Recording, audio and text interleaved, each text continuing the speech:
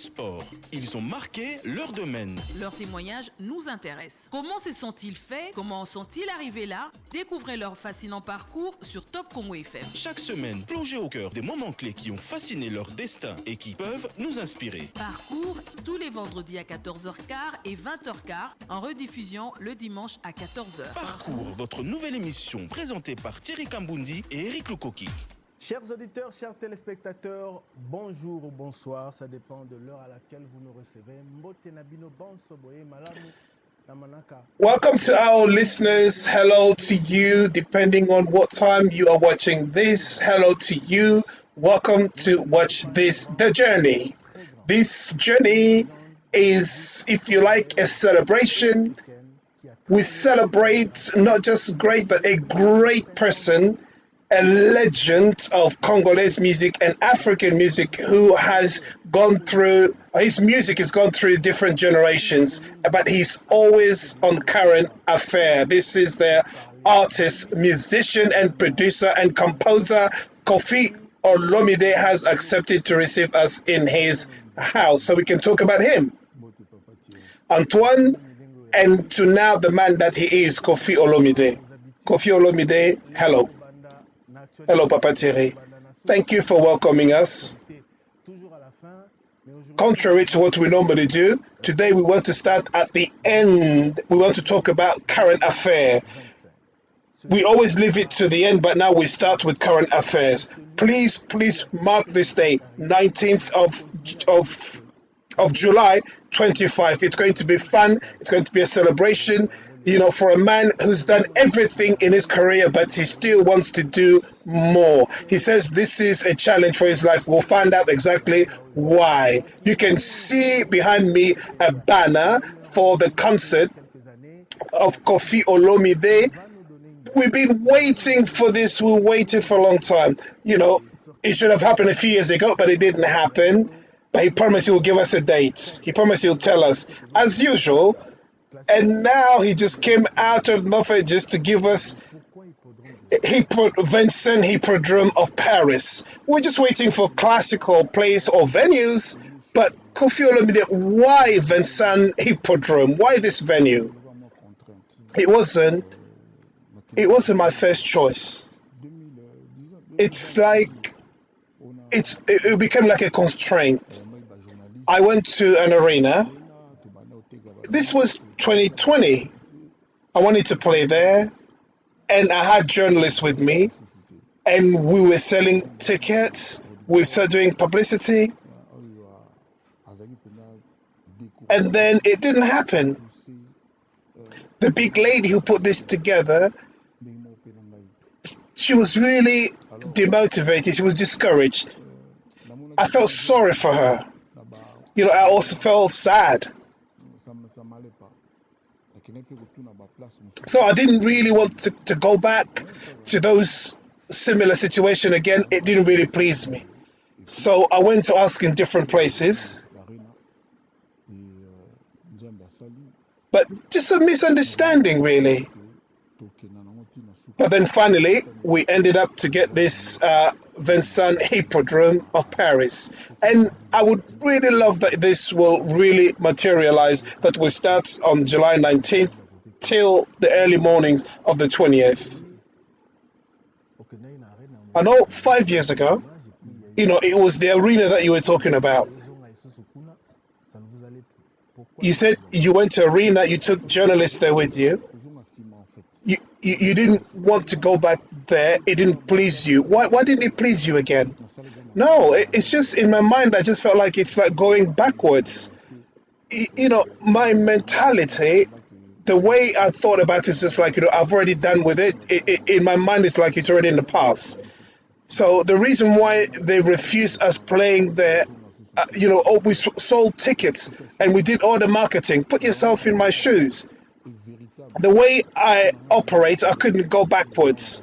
You know, the explanation they gave to me, it wasn't really valid. For me, I just felt like, you know, we were not really dealt with properly. It didn't give us a good reasons.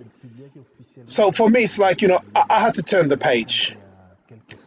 So today, how are you preparing yourself? Tell us, you know, how are you preparing for that day, 19th of July? And they're already selling ticket. Marketing is already taking place.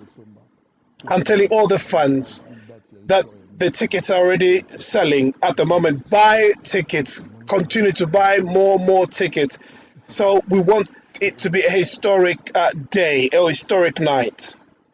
I watched and I can see the capacity of that place. It is huge. When I played in Olympia, I asked the producers, back then, Zenith, and it was half of what you just said. And when we played Zenith, first time, and then I said, no, I have to go to Bercy. Madonna played there, but we've never played there. And then one day I said to myself, I was watching the news, and I said, Kassav played there. These are from 80, even though they're from there. But, I know that, these are black and they're famous and they've done it. Then I said, oh, do it there. I have to play there as well. They said, Koffi, don't try there. It's going to be huge. So the Africans, he's never played there. So there was a lot of challenge. They're just saying, no, don't go there. Don't try there. But I said to myself, I have to go. And I did that. I played. It went well. You know what happened? It's just like this place I'm talking to you about. Michael Jackson's played there.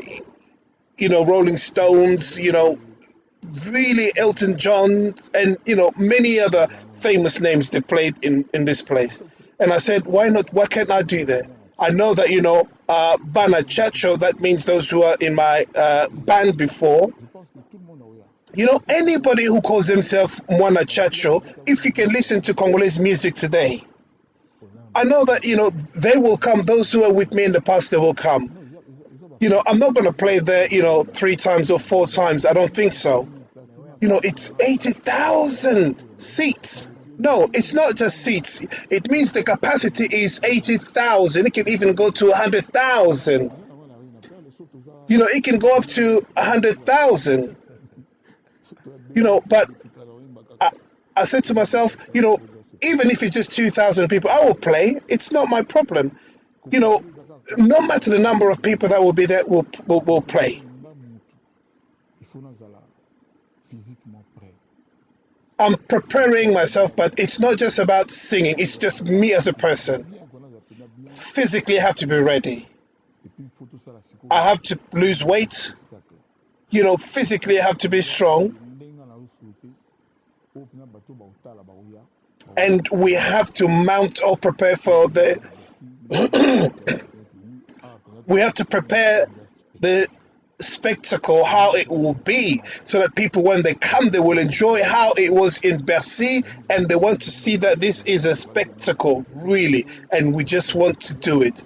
That place, we have so many songs to sing, and people they will choose different songs, so I'm just having difficulty choosing which song to sing, but we'll try to accommodate everybody. That's it. I thought maybe you put out the challenge to choose. July, today we are in March. You can give an idea. Those who are watching, after this, they will write. They will tell us, about the songs that they want to listen to. Like Gambela, those kind of songs, we will sing them. Many of the songs that I sung before, I just basically kind of replayed them again and rearranged them again. It'll be really nice. So this, maybe 15 songs, of my old songs. I've just basically redone the work again. It will be available very soon. People that love those songs, they will really enjoy when the album comes out. But we've taken time really to put things together. But you're not really stressed knowing that, you have a concert on the 19th of July. But I can see you on the media and, you're not really stressed. For the first time, you're going to play in that big big venue. I mean, why would I be stressed? A man, if you want to be stressed, then it's just because you want it. I know what is waiting for me. I know what I will do, and I will do it. We will do it. Not just me, but with my fun and the whole Africa, because it is a day for Africa as well. I had a tour in Ivory Coast, and I'm going to Cameroon. These are all fan base. People are conscious. They are my fan base. They are stressed. There are questions they're asking me, but it's not my type to be stressed. For me, look, it might work or it might not work out. Look, it's been 14 to 15 years I was banned from playing in Paris. I took my team and, going back to 1991 when I started taking my team there, I've taken a lot of risks. Back then to play in the Olympia, it was a risk. But have you seen a child in a mother's belly who doesn't want to come out in the world because there is death? No, when the time comes out, you come out. If you want to live, you will try your best in order to swim if you are dropped in the lake. That place you're going is huge. French Stadium, they're just human beings that play there. They're only human beings, 2 hands, 1 head. We wanted to play there, but obviously it was fully booked. We didn't have the dates we were looking for. It is my calling. And I'm basically calling on all the chat show family, all those people that played with me. Come that date, the 19th of July. I want it to be the date for music. After 14 years of injustice that I've gone through that had banned me from playing there, I trust that people will show up. We will come back on this. But yeah, we'll come back on this, truly, yes. We just started, without any plan, because our host is who he is. Mark that date, 19th of July 25. They've started selling tickets since January. Buy your tickets so you can go and honor Congolese and African music through this icon and legend, Koffi Olomide. Now, let's come back to the beginning. Let's talk about Antoine. We heard you. You were born in Kisangani, Standerville. You were born in 1956.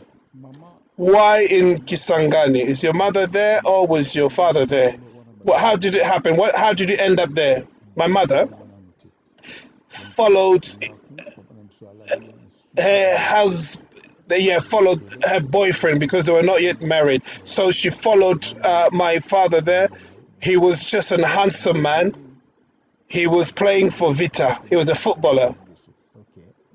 And then so his girlfriend followed him, and then that's when we were born there, me and my older brother. So I don't know what my father went to do there, but because I wasn't there. So, and I was born there in Kisangani. And my father's name was Antoine, and my mother, Alphonsine. My father, when they got there, he went there somewhere, and then he left my mother there, and my mother was left there, and then she was pregnant, almost ready to give birth. And also, so my father was actually married, also he had a wife, and who was also pregnant, and so my father just left my mother there. So when I was born, the way they told me, my mother couldn't even breastfeed me. She was really ill. They couldn't believe that I would grow up And so that's why they gave me the name Sopa Mopanga, like a sad child. That's what it means. You know, as if, I knew what was happening. I came out just like that. I was sad. I was born sad. So it is Mama Alphonsine. So the mother who was a friend of my father, she's the one who gave me breast and not my own mother. So I can't forget this.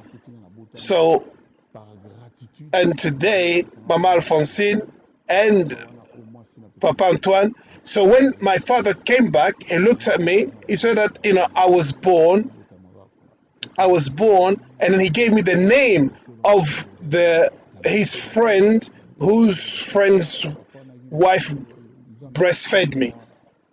So have you had time to meet with them? Those who helped you? I called them. Yes, they came here. They came to see me. Every time she saw me, she would just cry, that woman who breastfed me, because my mother couldn't breastfeed me.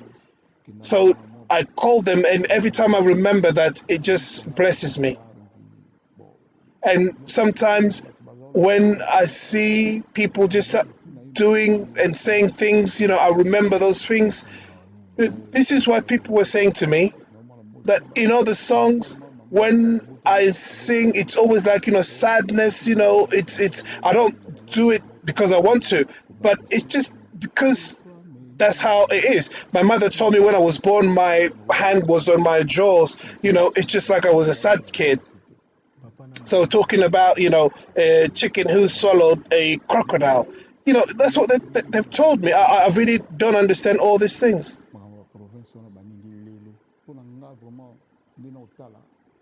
You see, Congo must remain Congo. Provinces, we don't want to talk about provinces now. Let's just be Congolese. Let's not talk. It's not really important for us to talk about provinces. I'm a Congolese. I'm a Congolese. I'm a Congolese. I don't know about, father or mother, we don't want to talk about that. My child, Del Piero. His mother is from France, and me, I'm a Congolese. So what would you say? I told Chani that it doesn't really make sense to me. Obama was the president in the US. His father from Kenya. But his father, we knew where he came from. But why are you not wanting to say about your father? I would,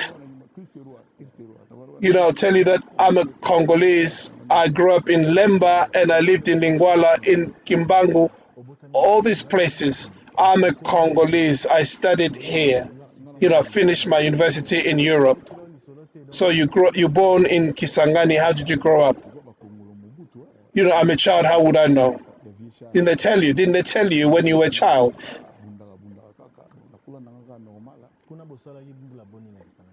I grew up, as a normal child. I just grew up normal. How long was you in Kisangani? I don't know. I just know that I was born there because I was told. How would I know? So you don't know about your childhood.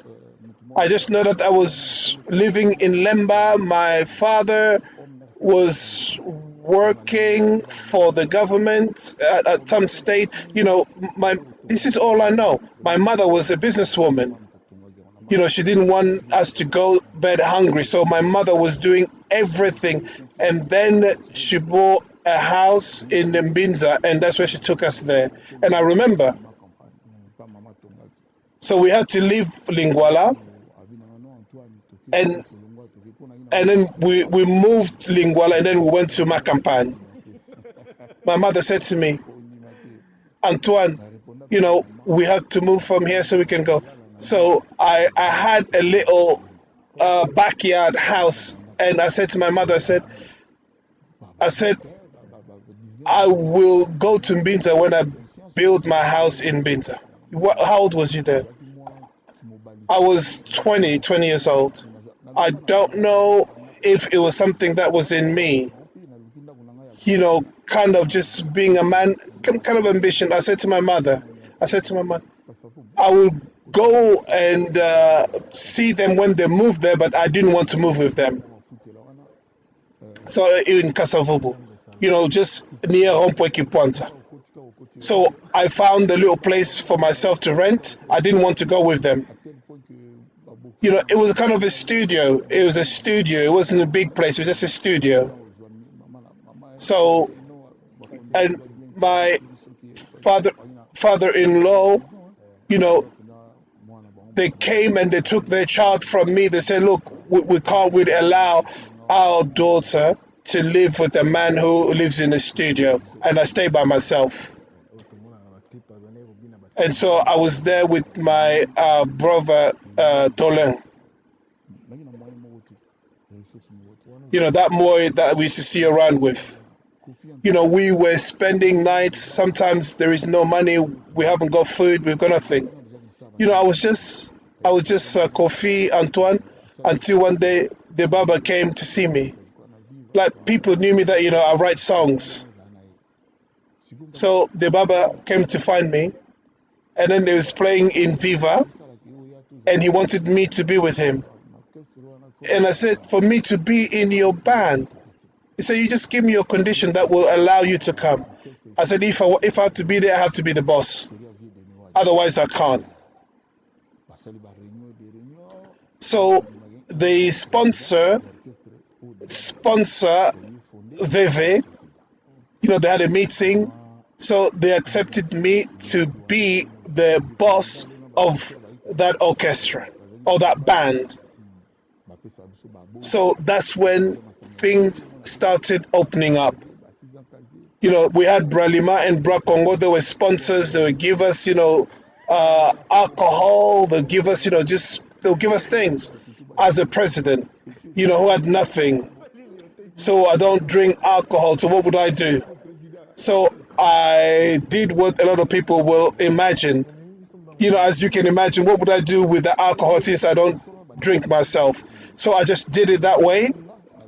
You've taken us so quickly. And if the sponsors accepted us, is because I was in that band, because my name was kind of emerging. Please. You have different, hats. I know that, you studied well, you finished your studies. You haven't given us details. Tell us what did you study? I studied here in Lemba, Saint Augustin, and then I went to Saint Théophile, and then I went to Saint Anne's because my father was a student there, which we call Collège Elikia. So before the last year of my studies, there was an incident, in my classroom where I was, me and another professor who was teaching us. We found ourselves that, I corrected him in something that happened. And then all the students started shouting and, oh, Antoine, Saint Anne. And that teacher, he said, if we don't kick this boy out of this class, then I'm going to leave. And then everybody got involved. They started talking about this. Did you correct him in French? But, he made a mistake, but I corrected him, and I was right. I corrected him. And then the principal came and it created a lot of polemic. It was really bad.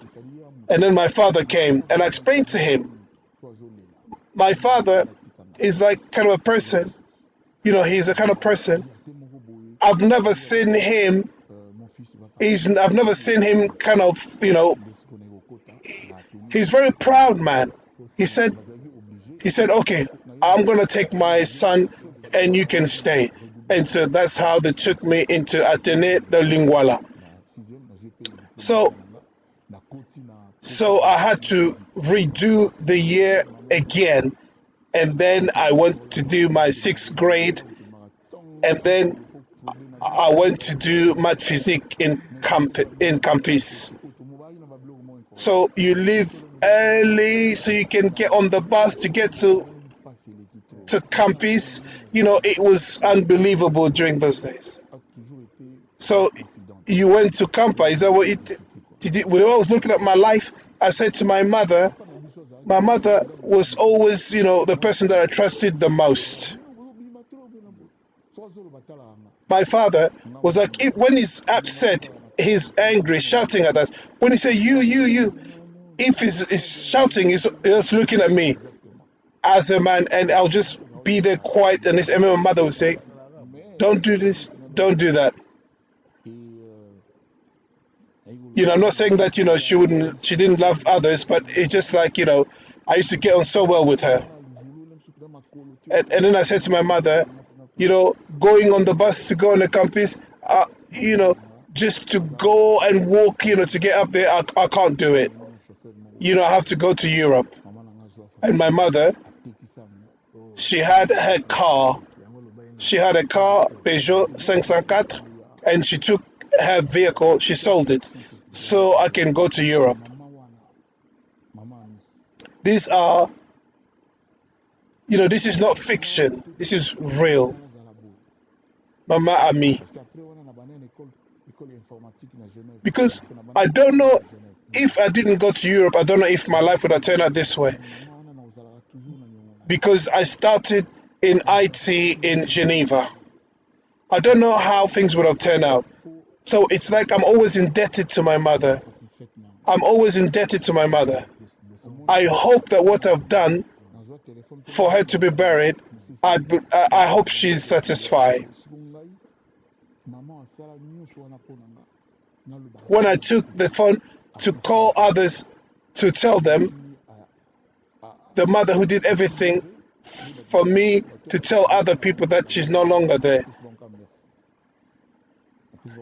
I started crying, and then people laugh at me because I was crying my mother. I just said thanks to them. People just made fun of it, and I'm crying for my mother. I can cry my mother anywhere I am, even if I can just put my clothes down. No one can separate me with her. Her soul remain in peace, rest in peace. In that hippodrome, people are thinking this, that about me, but I'm just thinking, what would I do for my mother? You can ask my wife. You can ask her how many times I watch that clip that I sing for my mother. I think about her. A lot of people don't pay attention. We just sing about love. But when you listen to that song, it's called the 3rd of October. That's the biggest thing for Koffi Olomide, the things that I have said, the words that I have said, a son that is crying after the mother, just that pain of losing her. It's just those days when my mother passed, I wrote that song, and I was praying and writing that song. I just took my guitar and then I made that song. Whenever you speak about your mother, because I'm wearing these shades, you can't see what's happening in my eyes. My mother, I don't know how to say it. After God, it's my mother. After God, it's my mother. Thanks to my mother for everything she did for me. Thank you, Koffi. Thank you, Koffi Olomide, for saying those things about your mother.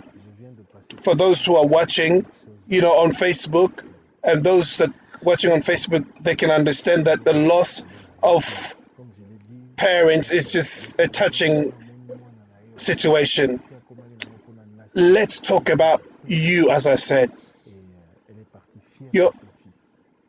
Your mother must have been proud of you to see you becoming an icon in Africa. She must have been really proud. Listen,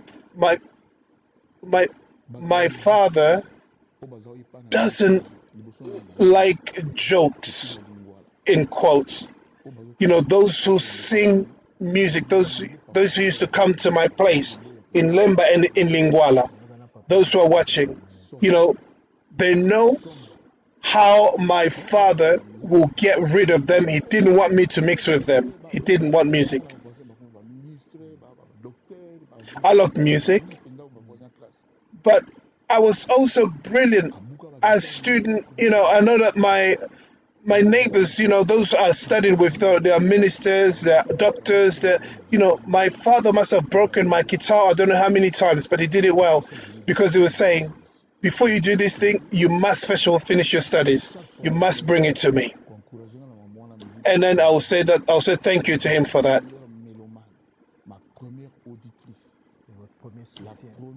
It's always my mother who encouraged me in that music. She was my fan. The first person my fan based is my mother. It's my mother, Amami. So we'll come back. You said about music. You started this already in Kinshasa. You were making or writing songs. When I went to Switzerland, then I took time because I wasn't really doing much. So by then I didn't have anything. So I had to go and stay with someone just so that I had no place to stay. So I just arrived as such, and I just had nothing. I was always me. And then somebody just fell in love with me and they took me in. And then I was just basically looked after by somebody, and that gave me the space to write songs, playing guitar. Who showed you how to play guitar? It's our elder brother. Somebody, they had their team and, they practiced their guitar. His name is Véron and JP. And then another Désiré. These are my brothers. They are so special to me. So the instrument, I was fascinated by guitar, and I'll just come. They would just ask me to leave. Come on, go away. Come on, go away. But I'll just come. So when they play, I'm just looking. That instrument, that guitar, I was fascinated. And when they put it down, if they want to go, and I'll just take it and I'll just start playing. And then Véron will come. And then Véron will come. He said, what are you doing? I said, no, don't you do this. But in my own way, I was just trying little by little. And then one day he said, oh, are you playing well? I said, what I'm playing is good. And that's how it all started. And then, but I was easy to put together a song. When they play a song, I would say to myself, I said, why didn't they do it this way? And then I would try to rearrange it, and then it become my song. So did you start writing songs or singing first? I love writing poems. And writing songs in Lingala was very easy. I'll just do 3 or 4 songs.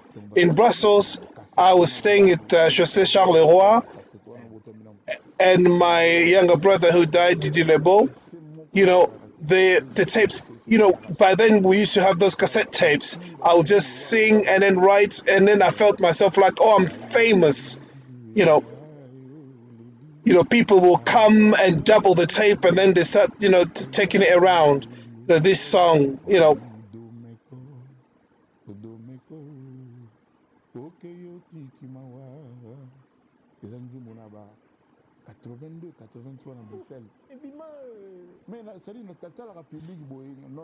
This is a song, I did it in 82 in Brussels. Sometimes I look at the public and I'm saying to myself, look, I'm, some other songs like that I sung, this song I talked about university, so I wrote them long time ago. This new album, I'll bring those kind of things again. The title was, but now it's called Marie-Lise. Such a wonderful song. You should listen to the voice in that. So you started playing guitar, and then you start writing. When you get to Europe, our brother from Lemba, Nito Mambo, he came and introduced me to his cousin, Wemba Dioshon. in Zaiko, when he's talking about age, you know, I was only 17, 18 years old. In Lemba then, when I saw him, I said, my gosh, this is a star. And then he had a song called Shushuna. And I love that song.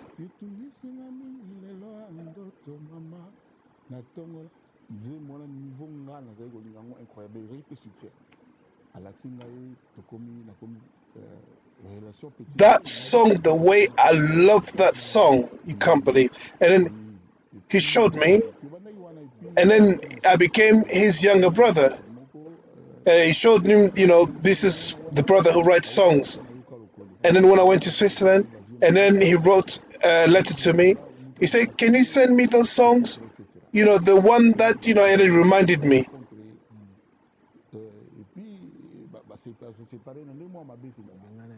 So, and then people were just against him because I was giving him songs. And then they just fell out with his buddies because I used to give him songs, and then they just didn't like it. So while I was in Switzerland, what was I saying?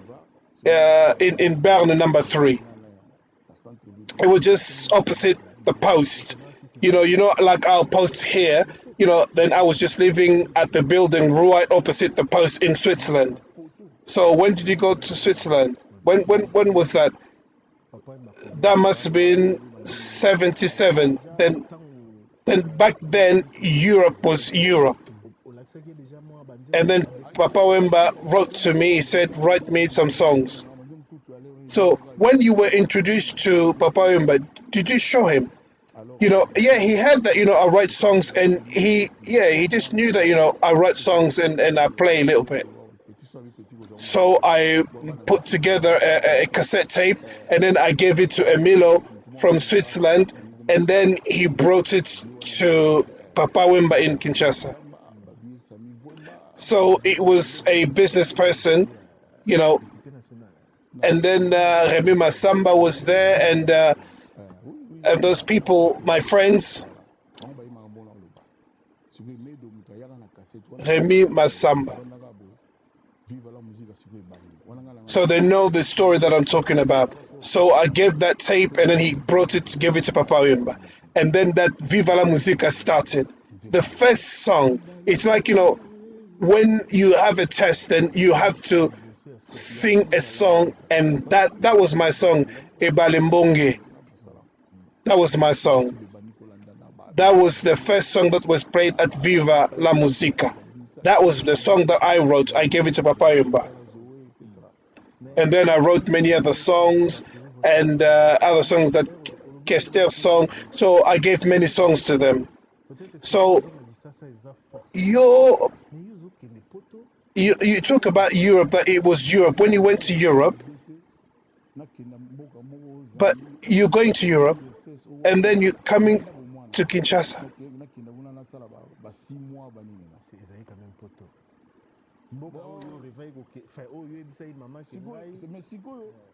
So when I went to Europe, I went there for a short while and then came back. So I couldn't stay longer than 6 months. I was just going and come back. So what about my mother?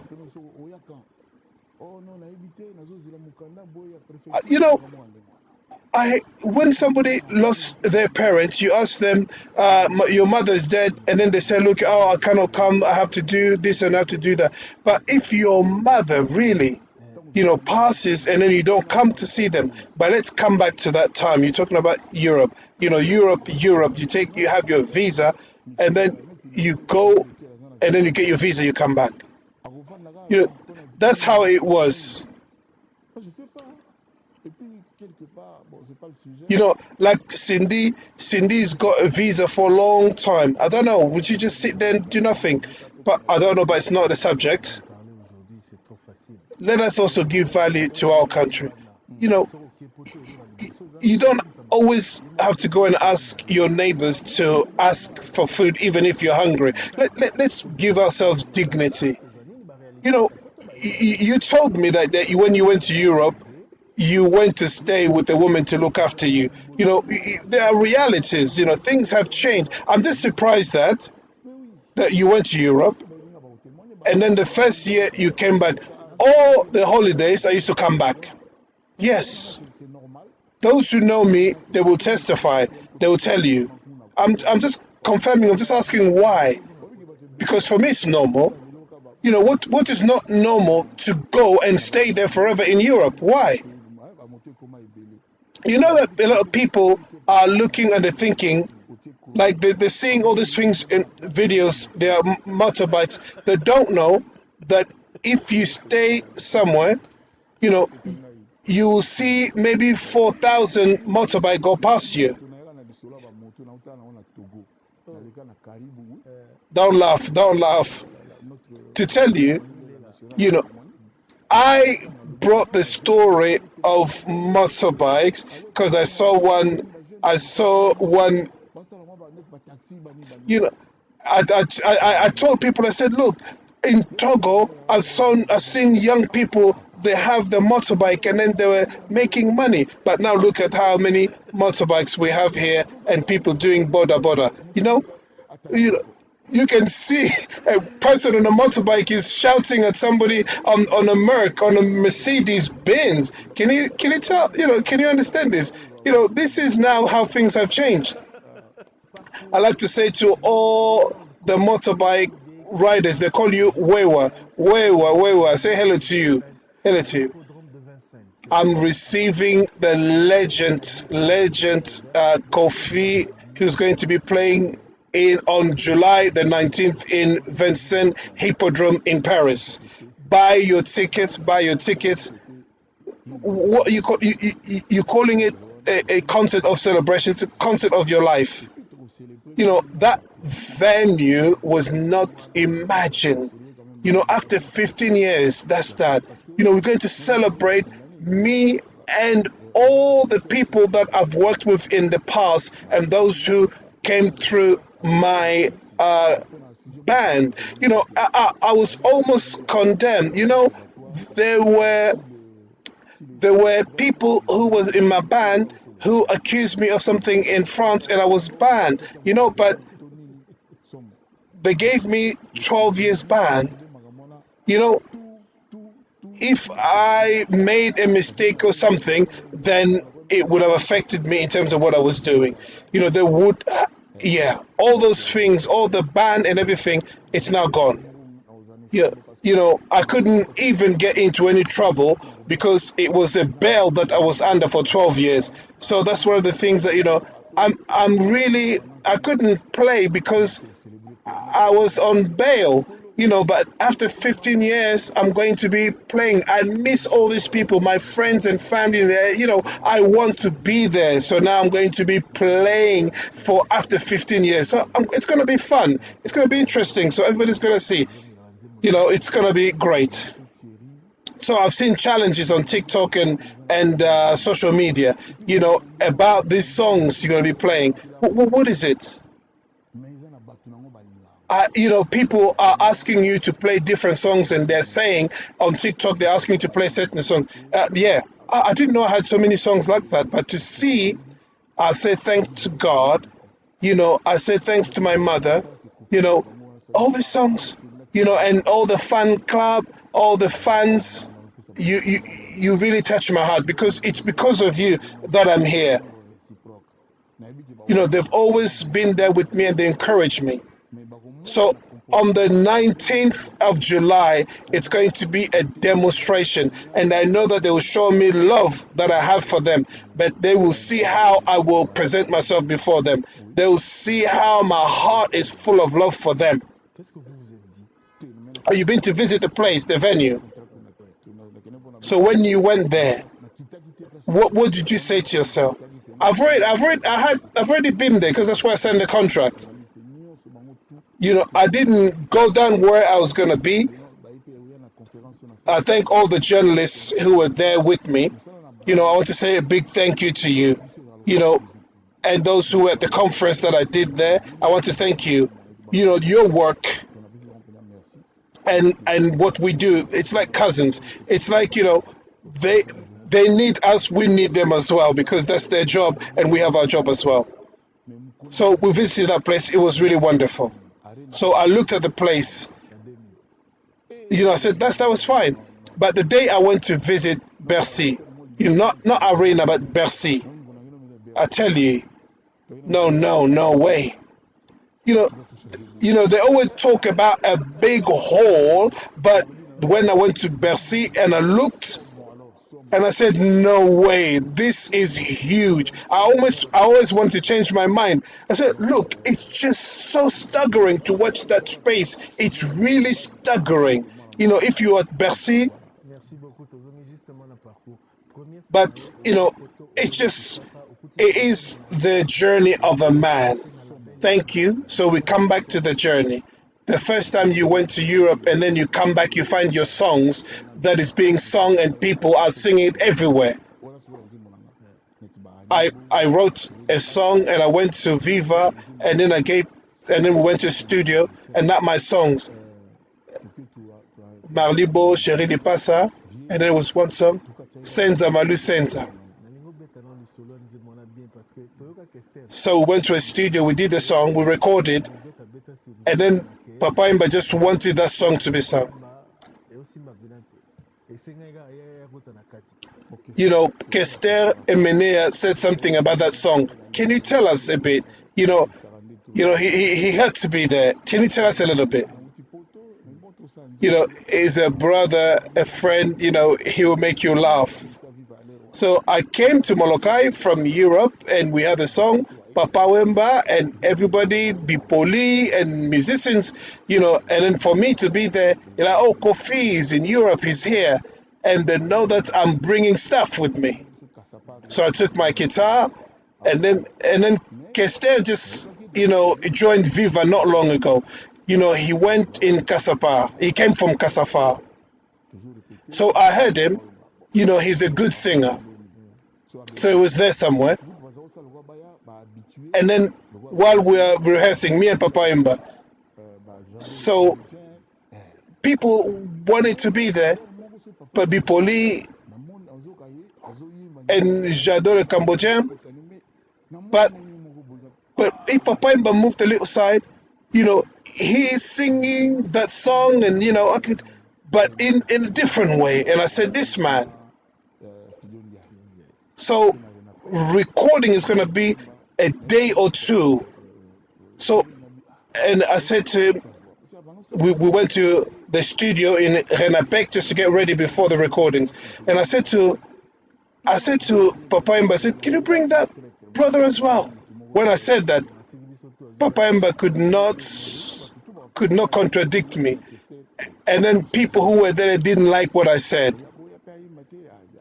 But today, people will tell me that, the way Kester sings, it's not like, and I said, so he came and he did the thing that he did. It's not just him who came, just those days, I asked Papa Imba, can you bring him so he can sing? It was two of us. So by then, have you already recorded in the studio? That was the first song in Studio VV.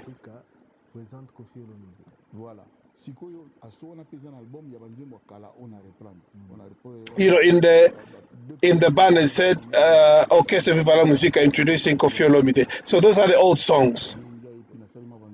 So the first two songs, I just want to talk about I Saw right now, which is the song that I wrote.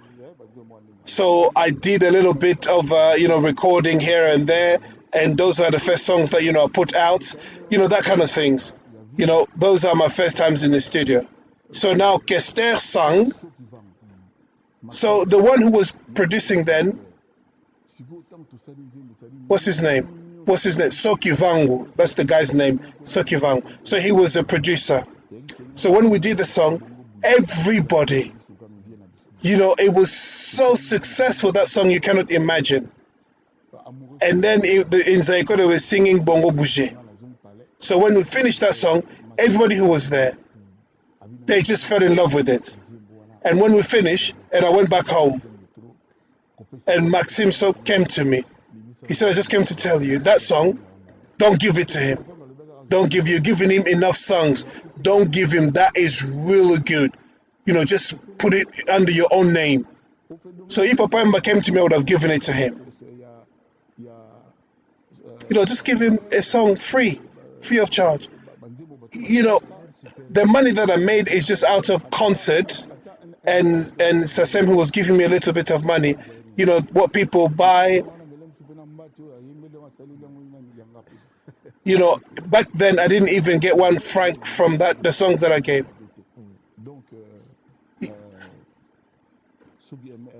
For me, it's just, it's my brother, I gave him a song and he's done this.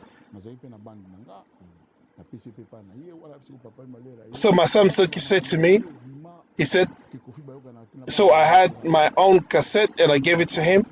And there are so many things that came out that Koffi and Papa Wemba don't get along. I think it all started there because that man came again, and then Atankale and that sort of things. So remember, the one who meets with your boss and is also coming to you. So they said, saying all those things. And then when I said to Papa Wemba that I'm the one who's going to produce that song, I said I'm going to produce this myself. At the basis, I wanted to produce this to begin with. I wanted to do it myself. And then Papa Sokivangu opened my eyes, and then he said, when the song got produced, he and Papa Wemba fell out. And then what happened? Apparently, the way you talk, you must have picked it up from that man you're just saying. Oh, but your musician said that this is how you speak when you are there. This is where I say, that I have made an impact. Even my wife says to me, he said to me, "Oh, you're not gonna eat. You're not gonna eat. So I'm just repeating that caricature. I'm just repeating what people say. Except that sometimes this is how you speak. Since you have we've been here, you haven't said that, but you do talk like that sometimes. Come on, just admit it. When you're there, there is no one. There is somebody that I speak with here, Igor Lombo. Ask him if I do speak that way. As if you don't like to be defeated. When you welcome me and you ask, how much is called, as if you never like to lose a game. Yeah. I have my brother, Yamotao, and then we play chess. So he always wanted me to be there so we can play chess. We can start at 8 in the morning from 8 until evening. We're playing until I will beat him. He became someone very famous to do with. So those are the two people that make you love, Soki Vangu and him. So you put them together because you like them. Those people who you say that they always say, where are they? I made a little bit of research. I did my own findings. I went to Cote d'Ivoire. I went. I don't see myself speak the way you are saying. I've done different meetings that I've done before, but I don't talk the way you portray me talking. I don't know where you find these things from, but I don't find it. But it's good that it just see that people have marked a period or a season. So let's come back to this. So this song really had an impact. So it was a revelation of the year and the best song of the year of that time. So that means it was really amazing, and my name went out. So that was 78, and you were still a student. So from Switzerland, I came for a holiday. So there was nothing else. So you started playing that song, in Viva. You had a concert. I didn't come to play that concert, but when I came, they just asked me to play that song. So it wasn't a song from Viva la Musica. No, it was just a song that, I recorded. So I played that song in that concert. Papa Imba said, "Oh, Olomide, Olomide." Is that the concert? Is that the one on YouTube? No, Papa Imba will just basically call out your name in different concert. Kasenza, Elengia, and then what song? And then what song that I can remember again? What's it? I forgot it. I forgot the name of the song. I will forget many songs as well myself. And then you started doing Zonzing in the music. And Zonzing is just basically you start, mixing and playing with other people who are not from your band. So I went to see him, and then I was just playing, with them, and they will call me to do different things with them. So we're kind of mixing together, if you like. So I didn't go because I wanted to, but I just wanted to mix with them, playing with different people.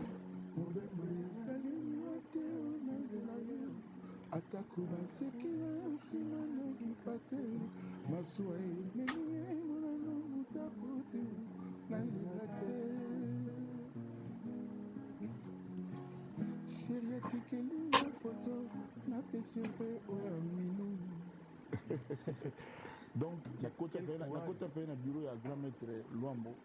C'est vrai, les courage, les kilo. Non, tagi nzembo oyo en fait inspiration nango euta na nzembo ebale ya Zaïre. Ya Lutumba. Na yebisaka mpe ve Lutumba. Vie nasali nzembo moko à partir ya ebale ya Zaïre bono nzembo yango yango ngobila. So I went into Maître Luambo's office. You know the song? The inspiration came from Ebale Zaire. I told Lutumba that I made a song about Ngobila. So I really wanted to play it in OK Jazz, and he welcomed me. He said, "Oh, Olomide, Olomide." Now I'm speaking like Luambo. So he welcomed me so well.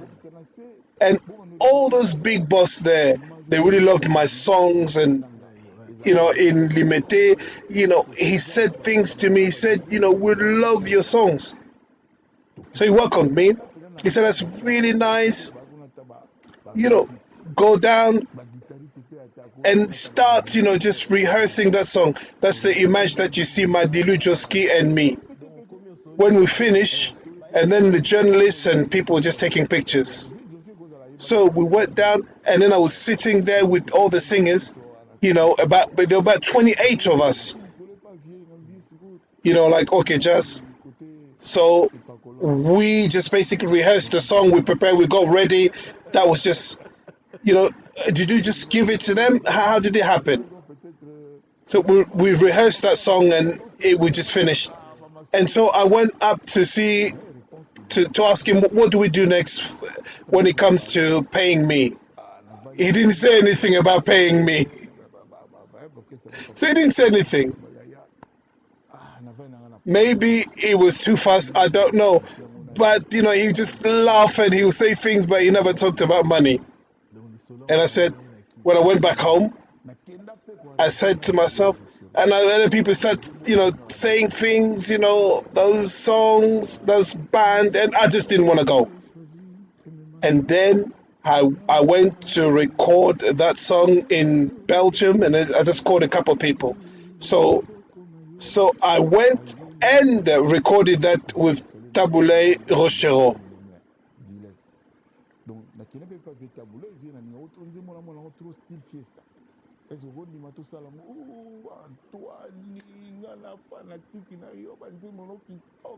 Décidément.